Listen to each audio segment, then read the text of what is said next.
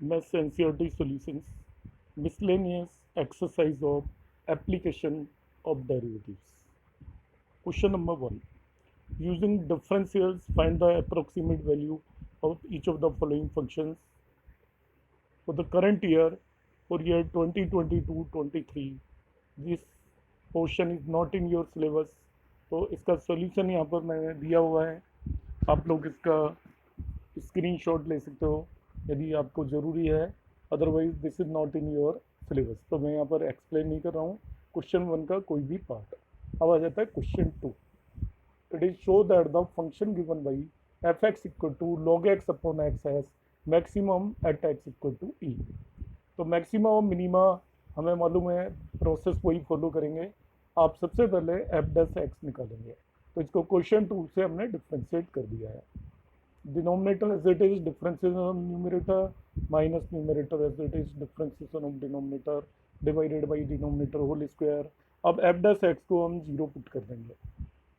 F dash x zero आएगा तो 1 minus log x zero हो जाएगा।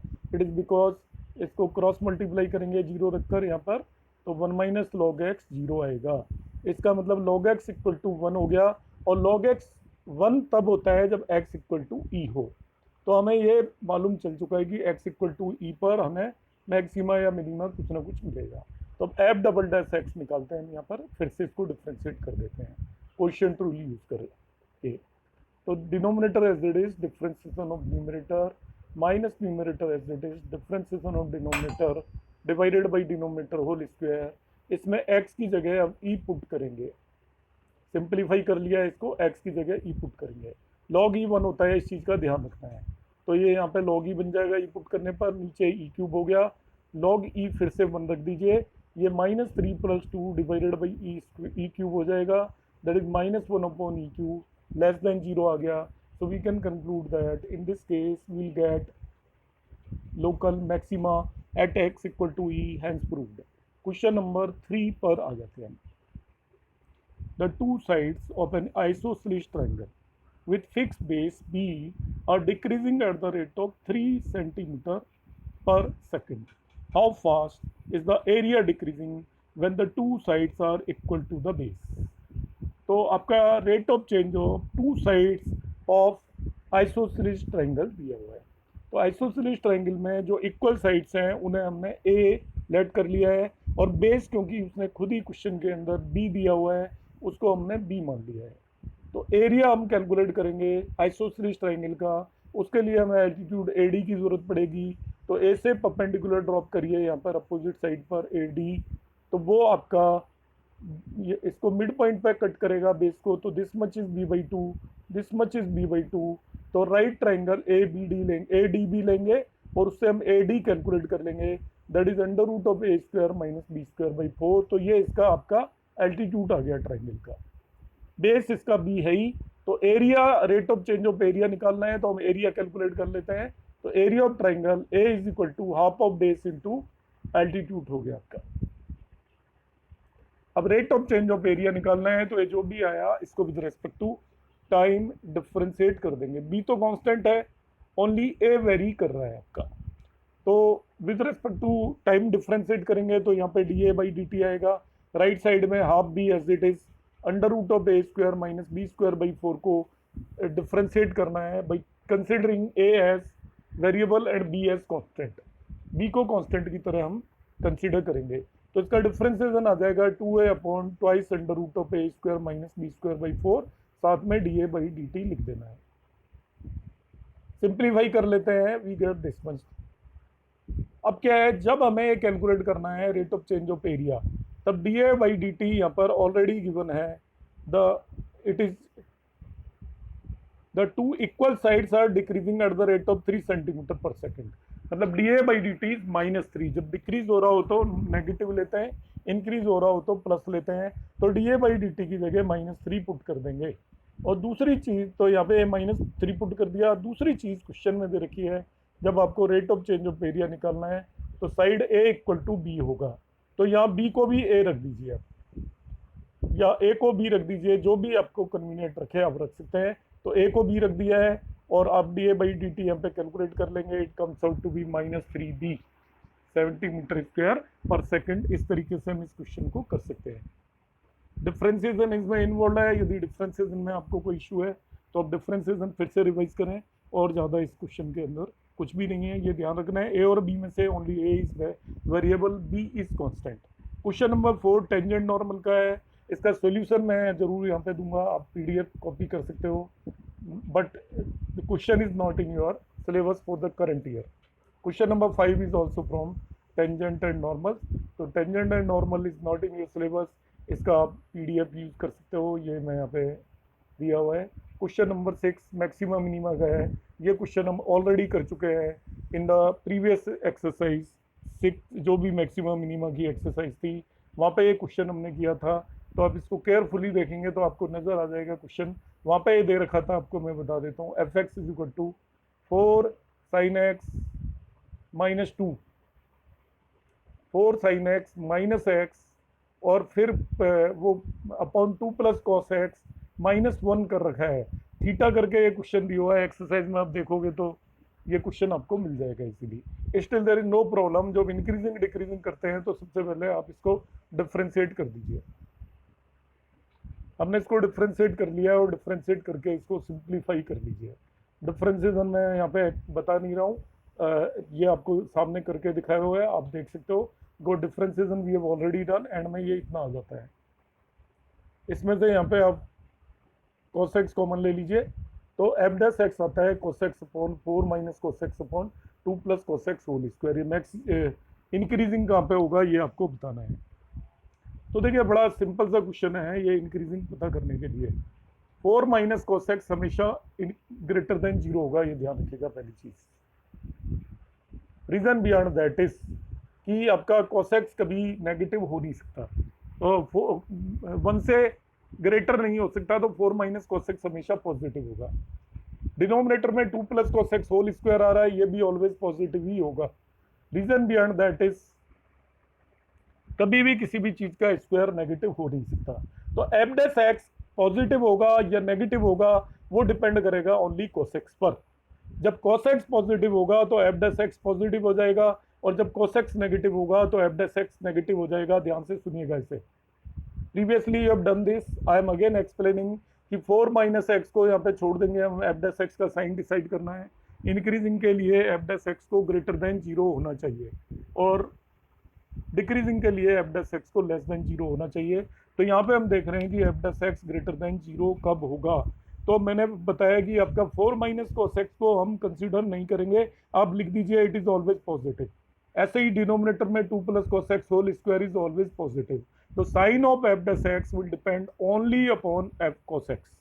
Sign of f dash x केवल cos x पे डिपेंड करेगा। आपको ऐसे दिखा देना है एग्जाम में कि 4 minus cos x is greater than 0, greater ही होगा पक्का। ऐसे ही आप लिखोगे 2 plus cos x whole square is also greater than 0, तो इन दोनों पे डिपेंड ही नहीं करेगा। आपका F dash x will be greater than 0 when cos x is greater than 0, ये आप लिखेंगे। अब cos x ग्रेटर देन 0 कहाँ आता है, क्वाड्रेंट थ्योरीज इंग्लिश स्टूडेंट्स को पता है, ASTC लिखिए आप। तो cos पॉजिटिव होता है in the first quadrant 0 to pi by 2, और फिर फोर्थ क्वाड्रेंट में 3 पाई बाई 2 to 2 पाई। तो ये इंक्रीजिंग हो जाएगा फ्रॉम 0 to पाई बाई 2 यहाँ से तक, और फिर 3 pi by 2 to 2 pi increasing हो जाएगा, और बाकी इंटरवल में ये नेगेटिव होता है cos, इसलिए बाकी इंटरवल हो गया पाई बाई 2 to 3 पाई बाई 2, ये डिक्रीजिंग हो जाएगा। इस तरीके से इसके आंसर दे रखे हैं आपके।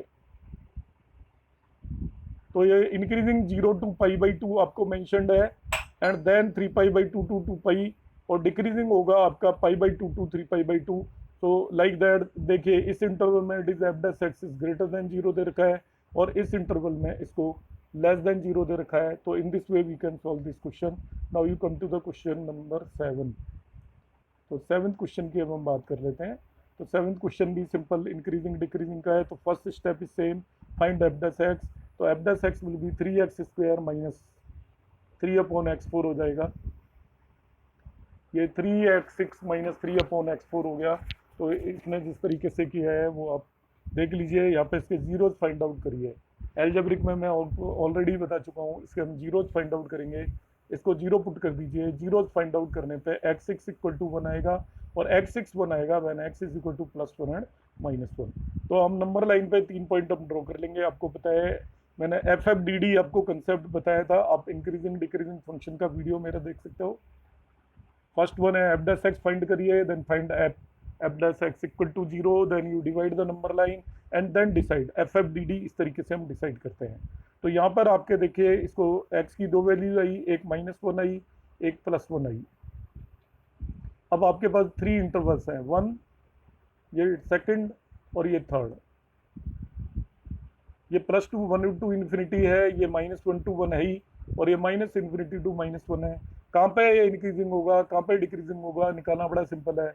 इस इंटरवल का कोई भी एक पॉइंट ले लीजिए, लाइक 1 के बाद जितने भी हैं वो सभी इस इंटरवल में आते हैं। आपकी चॉइस है आप कौन सा लेना चाहते हैं। सपोज मैं 2 रखता हूँ तो इसके अंदर रख देता हूँ तो पॉजिटिव आएगा। It means in interval 1 it is positive, f' greater than 0। तो -1 टू +1 डेफिनेटली नेगेटिव आएगा। फिर -∞ टू -1 अगेन पॉजिटिव आएगा। तो ये आपका f' यहाँ से -∞ टू -1 ग्रेटर देन 0 है, फिर -1 से +1 तक लेस देन 0 है, फिर +1 से +∞ तक फिर ग्रेटर देन 0 है। तो ये आपका इंक्रीजिंग होगा from -∞ to -1 and from 1 to infinity, और डिक्रीजिंग होगा -1 से लेके +1 तक। इस तरीके से हम इस क्वेश्चन को कर सकते हैं।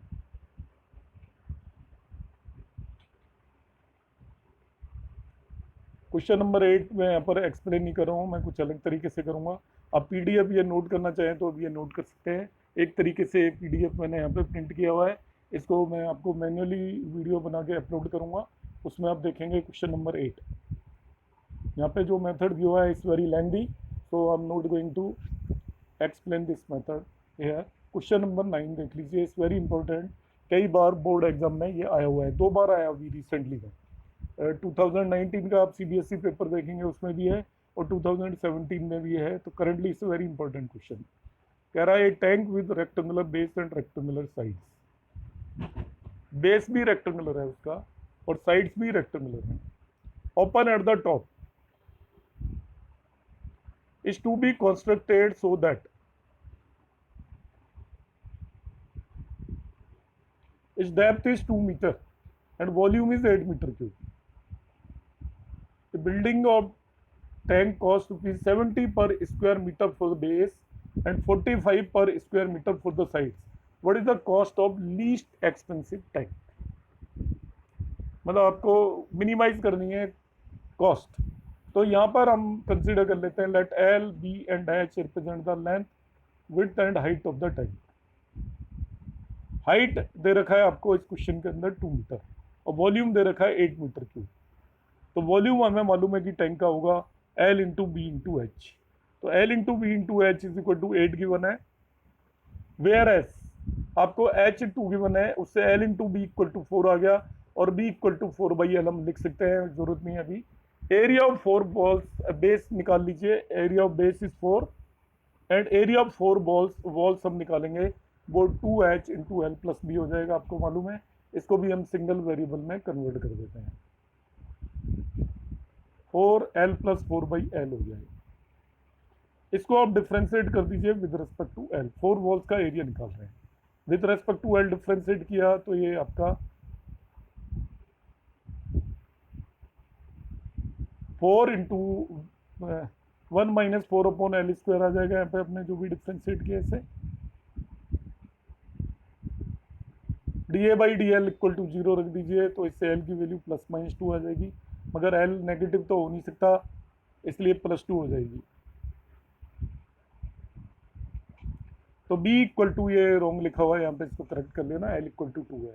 तो B की वैल्यू निकाल लीजिए, B इक्वल टू 4/L है, तो B की वैल्यू आपकी 2 आ गई।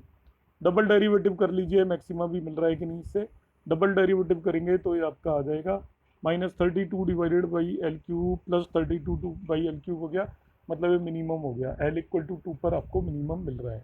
तो 4 वॉल्स का एरिया आप फाइंड आउट कर लीजिए L इक्वल टू 2 पुट करके। 4 वॉल्स का एरिया हमने कैलकुलेट कर लिया, तो 4 वॉल्स के एरिया को आप 70 से मल्टीप्लाई कर देंगे तो आपको कॉस्ट आ जाएगी मिनिमम। 4 वॉल्स के एरिया की कॉस्ट ये आ गई आपकी और इसी तरीके से हम इसकी बेस का एरिया निकाल लेंगे, क्योंकि उस केस में भी आपका एरिया एल इंटू बी है बेस का, तो बेस के केस में भी आपका एल इक्वल टू 2 है और तो बी इक्वल टू बी उसका 2 ही होगा। तो 70 into two into two that is equal to 280 आ गया। तो cost of building the walls ये आ जाएगी आपकी twice H into L plus B, that is equal to 45 rupees उसका आपके चार्जेस है। और आपका बेस के 70 रुपीज़ चार्जेस थे, तो बेस के एरिया को 70 से मल्टीप्लाई किया और वॉल्स के एरिया को आपने 45 से मल्टीप्लाई किया। मल्टीप्लाई करने पे 720 आ गया और आपका बेस का एरिया 280 था। दोनों को ऐड करने पे will get the minimum cost for this 1000 rupees. तो इस तरीके से हम कर लेंगे, दोनों चीज़ें हम अलग अलग निकालेंगे या टोटल कॉस्ट एक साथ भी निकाल सकते हैं, वो भी एक मेथड पॉसिबल है। यहाँ पर टोटल कॉस्ट हम एक साथ निकाल सकते हैं, इस एरिया को और इस एरिया को ऐड करके भी हम कैलकुलेट कर सकते हैं एक साथ ही, मगर उसमें आप कॉस्ट फंक्शन निकाल लेना कि इसको ऑलरेडी 45 से मल्टीप्लाई कर लेना, इसको ऑलरेडी 70 से मल्टीप्लाई कर लेना और उसको कॉस्ट बोलेंगे और उसको भी हम मिनिमाइज कर सकते हैं, वो भी एक मेथड बनता है। In this way we can solve this question also. तो remaining question we discuss in the next class. Thank you for watching, keep on watching.